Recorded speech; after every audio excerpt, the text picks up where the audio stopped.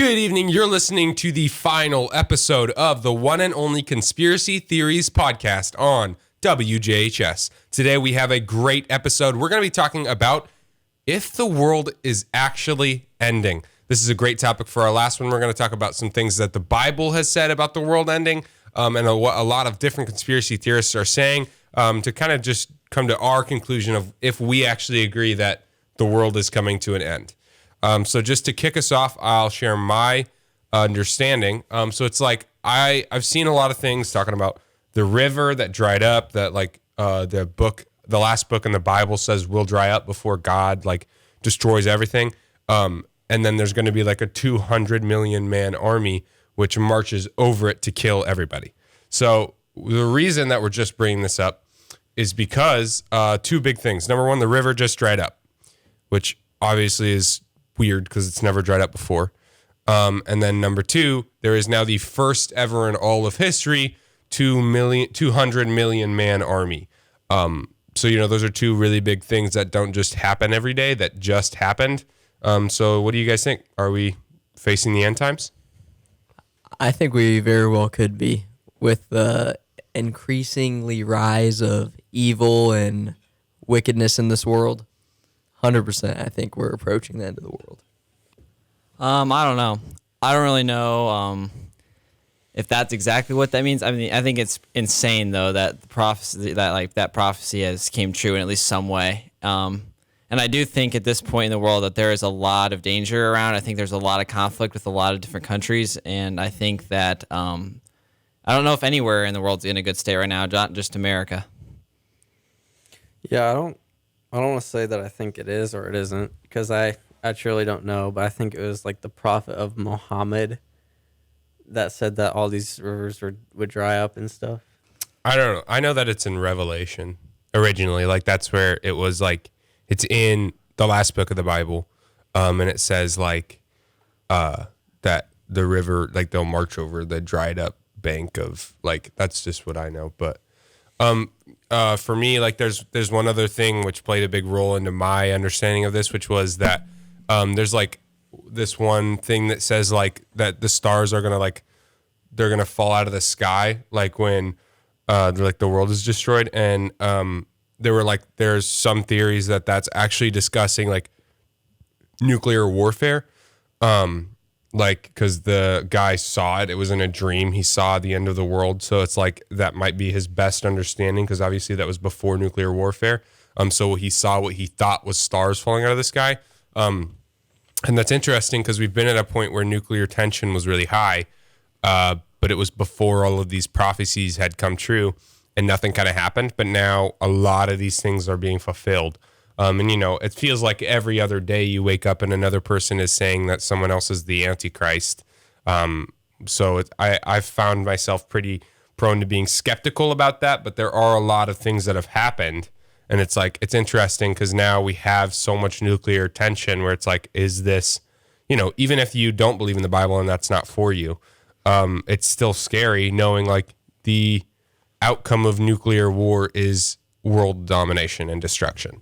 And I think how many of these things can align with the Bible that you can just keep saying are coincidences? At what point do they stop becoming coincidences? I also think that people in the world, how far away from someone just going mad, some big leader just saying it's whatever and trying to have world domination. I mean, we've had extended peace for a long time, but it feels like at this moment in time, there's a lot of people that are getting a little bit tired of extended peace and want to spread their dominance, which is why I think that China and Russia are joining, because, I mean, if they wanted to go out and just march all over people, then they could do that because they have the 200 million man army. And, I like that you mentioned that because there is we look at Vladimir Putin in Ukraine.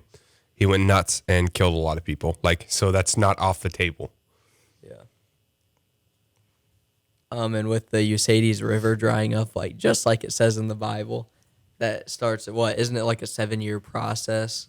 Yeah, it's it's supposed to be, which I say that lightly because last time the Bible, geniuses or whatever, they were the prophecies and they predicted something. It was very different the way it actually happened.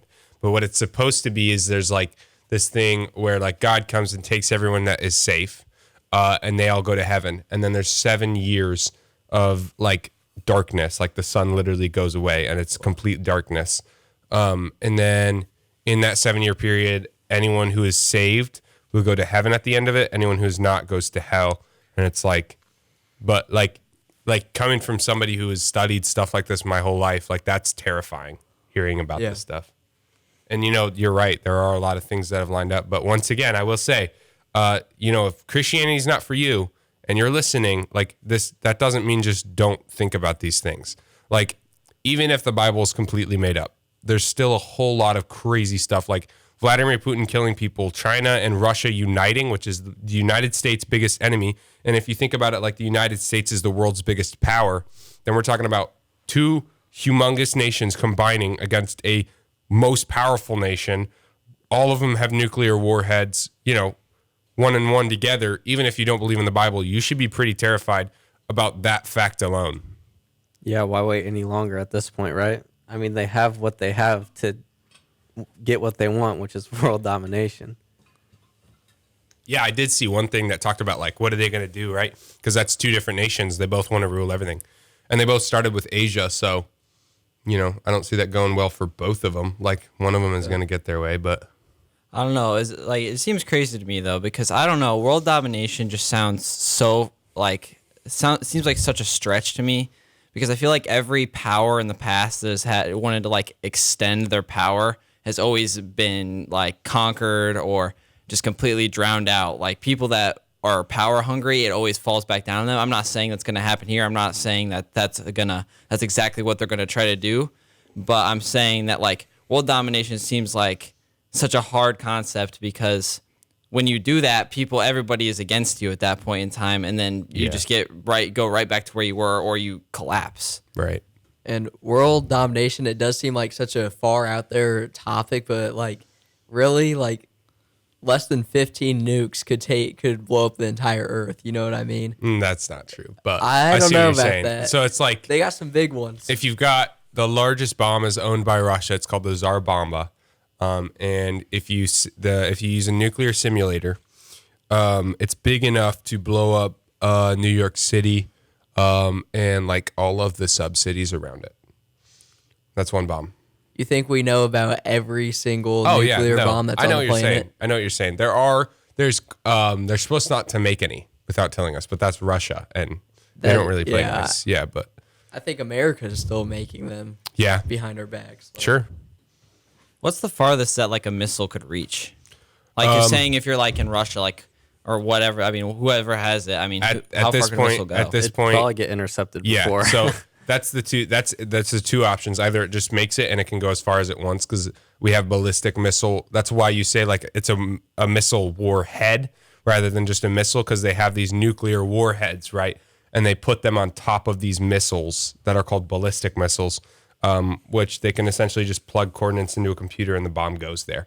However, like the United States, we have this anti-missile system, which is like the most advanced. So we've got satellites in space, missiles all over the ground. And if the satellite picks up a missile with the coordinates punched in to go into United States airspace, it immediately shoots off a missile that will go.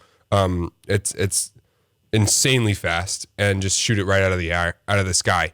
But ballistic missiles are currently in the works that will be moving faster than the speed of light, which that should terrify you. Like that I just said. That's that crazy. That being in one sentence should terrify you. But yeah, Russia, United States, and China were in it's a weapons race to make a missile that cannot be shot down.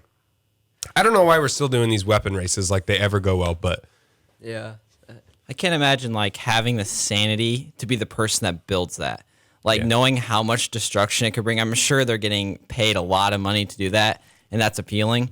But like having the sanity to sit there and create a weapon that is like capable of that much destruction, it just seems like not like I couldn't imagine doing it myself. yeah, I mean, it's like Star Wars, really. Yeah. It's unreal. Terrifying topic. It should be. So like, we've talked about things like prophecies, which a lot of people, they're not going to be a fan of that. But we've also talked about the logistics, and if it's likely or not. So, boys, what do we think? Are we in the end times? Is the world going to end soon? I sure hope not. I mean, well, actually, I guess I'd be fine with it. Depending on what you believe. Yeah. Well, yeah. But I mean, personally, there's a lot that I want to do. You know? I agree, but I think the afterlife holds a lot more. Yeah. Well, that's for you. But like, and then we'll like we can talk about if we're okay with it. But like, Is it happening? yeah. And I'll start by saying they have predicted the world's end a lot of times. Yes. We are by far not the first group to sit down and say, this is going to be the end. Like, And I think the end times could be like a wider stretch than 10 years. I think you could say you're in the end times and it be 100 years before the world ends. well, yeah, that's I what see that. believers of the Bible say. It was like there was a city that was attacked, and Jesus like said, when this city is attacked, you'll be in the end times. So technically, according to the Bible, we've been in the end times for I think it's been like 130 years. But then there's some other things that have like for we'll go with like Norse mythology, like the end times. It was like the end times happen. There's this horn that's blown, and the moon is eaten by a wolf, and then like boom, everybody's fighting each other, and it's like a bloodbath. And sure, like we can talk about how like that sounds ridiculous, but then also think about like maybe there is this thing that happens where the moon is destroyed. At this point, we have the nuclear force to destroy the moon. We do. That's a fact. We can blow the moon up. I don't know why we would. But say like we've had things in the past where like the United States, like during the Cold War, USA and Russia were fighting to get into space, and that led to landing on the moon. Maybe the moon plays some role in some future war, and so Russia blows it up, or United States blows it up, and then boom, it's this bloodbath. Like there's things on all accounts, like these prophecies that sound ridiculous. It's gotten to the point where they're not so ridiculous, and it's wild. It is. So I guess the question should be like in the past, they've said it's the end times when it wasn't possible. It's possible now. These things are possible. So like, what do we think? I kind of agree with like what Marcus said and a little bit what you said, Isaac. Like we've already been in the end times for like 130 years. I mean, I think the world just gets even more wicked by the day, which is very unfortunate. But yeah, I think we're going through the stretch of the end times. I think it could be like another 100 years. I think it could be another 1,000 years. But I do think that like at the moment in time that we're at, I think we are like very slowly building towards something like that. Yeah, I agree with what Jake said. I believe that whenever God's timing is what it should be. Yeah, I think of the scripture that says, "And the end is coming like a thief in the night. He will come when the owner least expects him." That, like, even if, once again, if the Bible's not for you, I think the end of the world is something that we talk about a lot, but in the end, no one's going to know until, we know. So for you guys, what's your advice? Should people be, buying toilet paper in large amounts, or like what do we do with this now?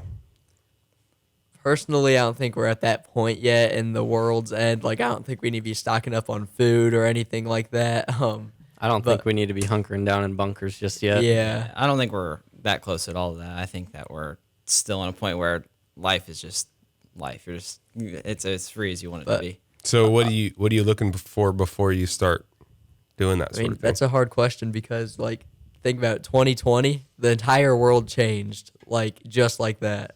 New disease came out. Yeah. Nobody's leaving their It's homes. funny. Everybody has to wear masks. I have a story about that because my brother was talking to a friend, and he told us, he was like, "There's this new disease. It's a virus. It's in some guy just got it. He was in China, and now he's in the United States, and it's spreading." And we didn't believe him. And then it was like 2 weeks later in the news, it was like, don't go out of how, like, it was almost overnight, like that changed. Yeah.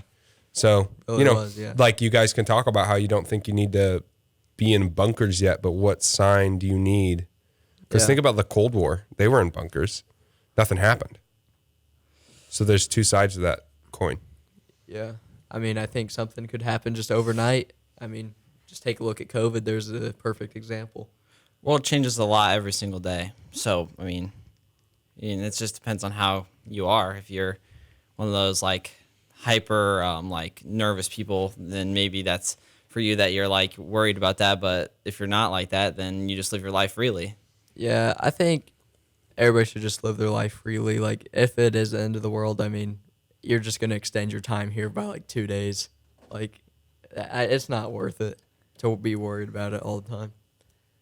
Yeah, I'm gonna have to agree with you. I like to play devil's advocate, but for this one, like, once again, it's not really for us to know. So just live your life to the fullest and do what you know is right, and then live to a point where once that day comes, you're gonna die without regret. Like, that's all I would have to say. Yeah. Hopefully the government doesn't like know about the end of the world and they're like all bunkering down right now while we're just running around. That would be quite the press interview right there. All right. Well, great talk. I think that was a great last time. Thank you to our listeners for tuning in, listening to us. We really appreciate you. I know that we all had tons of fun doing this podcast, just kind of acting like idiots talking about crazy things that may or may not be real. In the end, I hope you don't think this is a waste of your time listening to us, but thank you so much for listening. You are listening to the one and only Conspiracy Theories podcast on WJHS. Good night. Thank you for listening, and have a great rest of your year.